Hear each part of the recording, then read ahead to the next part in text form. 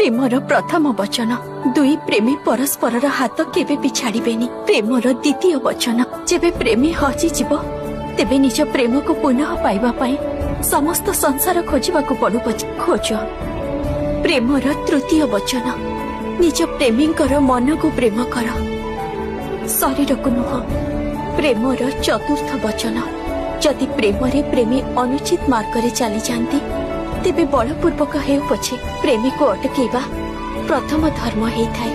Premiere पंचम वचन दुई प्रेमी को सर्वदा परस्पर वास्तविक स्वरूपर ज्ञान देवा आवश्यक। आ प्रेमर षष्ठ वचन जदि दुई प्रेमी कौनसी कारणवशत परस्पर ठारू दूरेई जाती तेबे तांको प्रेम रे किंचित मात्र भी ऊणा हेबा उचित नुह।